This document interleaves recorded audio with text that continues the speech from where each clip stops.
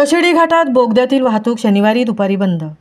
मुंबई गोवा महामार्गावरील कशेडी घाटात गेले अनेक दिवस जुन्या मार्गावरील वाहतूक बंद करण्यात आली होती.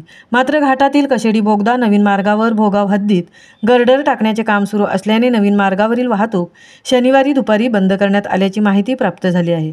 कशेडी घाटात महामार्गावर बोगदामार्गे वाहतूक सुरळीत सुरू असताना भोगाव हद्दीत गार्डर टाकण्याचे काम सुरू असल्याने महामार्ग प्रशासन व L&T प्रशासनाकडून निर्णय घेण्यात आल्याने बोगदामार्गे नवीन मार्गावरील वाहतूक शनिवार दुपारी 2:30 सुमारापासून बंद करण्यात आली असून जुन्या महामार्गावरून वाहतूक कशेडी बंगला मार्गे सुरळीत सुरू असल्याचे विश्वसनीय वृत्त हाती आले आहे.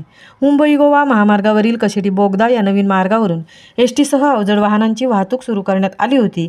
मात्र भोगाव हद्दीत गर्डर टाकण्याचे काम सुरू असल्याने वाहतूक जुन्या मार्गावरून कशेडी बंगला मार्गे वळवण्यात आली आहे. याबाबत कशेडी महामार्ग पोलिसांशी संपर्क साधला असता जुन्या मार्गावरून वाहतूक सुरळीत सुरू असल्याची माहिती पोलीस हेड कॉन्स्टेबल शंकर कुंभार यांनी दिली आहे. महामुंबईसह धनराज गोपाळ, पोलादपूर.